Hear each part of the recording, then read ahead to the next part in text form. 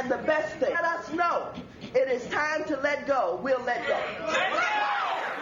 I like all the shout-backs. That was classic. And joining us now from South Florida, Republican Congressman Allen West, who is a member of the Congressional Black Caucus. Now, Congressman West, I'm watching this unfold and thinking to myself, well, Maxine Waters is angry because of black unemployment and black foreclosure rates. We're angry about all of this stuff. But what's really going on here with this, with the new kind of storyline that African Americans are growing unhappy with President Obama?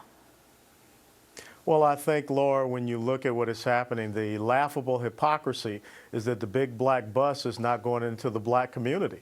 When you had unemployment in the black community, 16.3% in July, and it dropped down to 15.9% for the month of August, that's not in the right direction. So you have this 21st century plantation that has been out there, where the Democrat Party has forever taken the black vote for granted.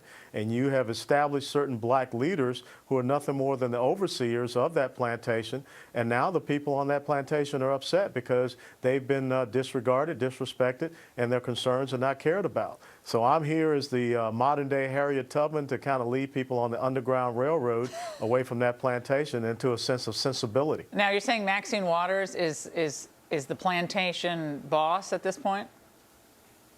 Well, absolutely, because what you end up having, and, you know, I'm going to be brutally honest, is that white liberals have turned over to certain leaders, or quote-unquote perceived leaders in the black community, like a Jesse Jackson, Al Sharpton, or Maxine Waters, or Barbara Lee, and said, you know, pacify and keep the black community firmly behind us, regardless of the failures of our social welfare policies.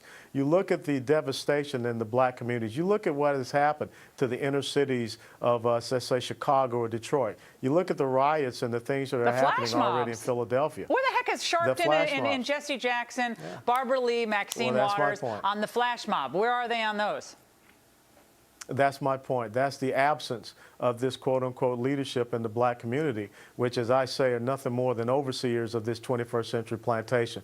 So the Republican Party has not done very well in reaching out, and I think that that's where we have an opportunity to show that the conservative principles and values that really are the cornerstone and the bedrock of the black community, individual responsibility and accountability, faith and family, hard work ethic, those are the type of things we can reconnect to the black community and once again get a thriving economic community within our inner cities. Now, today the president continued the bus tour. I guess it's mercifully coming to an end, but he's continuing the bus tour. And he talked about how innovation also leads to fewer jobs because, you know, you have all these computerized I guess situations where you don't need people because you have great technology, you have ATM machines where you used to have bank tellers. And I'm thinking to myself, okay, now innovation is to blame for the loss of jobs. It's either the Republicans' fault, the Tea Party's fault, the mean Congress, or now it's innovation and modernization is the problem.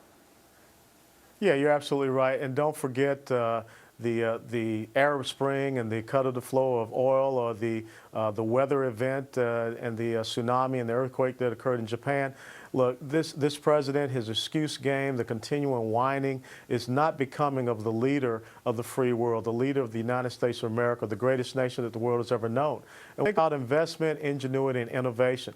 That's free market and free enterprise principles. That's what made America what it is in 235 years. The ability for us to advance through technology and to build this great nation. And if this president does not understand that, then we're never going to turn around the economic situation. Wait, Congressman, he has a plan. He said he has a plan. Well, I've been hearing that a lot. Right, but it's coming out at some point in September, and the details are going to be coming out then. After vacation. Well, yeah, but he deserves a vacation, don't you think, after all this work? Well, let me tell you, I'm just an old soldier who spent 22 years in the military. And as I've said to many people here in the district, I've been talking to them, this is DEFCON 1, Defense Condition 1. That means all leaves and passes are canceled, all hands on deck, and we should be all in Washington, D.C., hammering out how we can get this country back on the right footing about our economy and about our long-term sustainable job growth. So should you all be coming back to Washington? Reduce the size of scope. Yeah, so should you all be coming back? Yeah. Absolutely. I've been saying that since we had the S&P downgrade. You know, Laura, right now, you know, we have 12 appropriations bills that have to be passed out of the House and through the Senate. We've only done 6 in the House. The Senate has only taken up 1. We're sitting around here saying that we're on constituent work periods, but the constituents want us to be working up there in Washington, D.C., so that maybe in fiscal year 2012, we don't have to hear the words continuing resolution and omnibus again. Have you told John Boehner that you all should be back at work? Well, I sent an email to the majority leader and the majority whip about that. And what was the response? Haven't heard anything.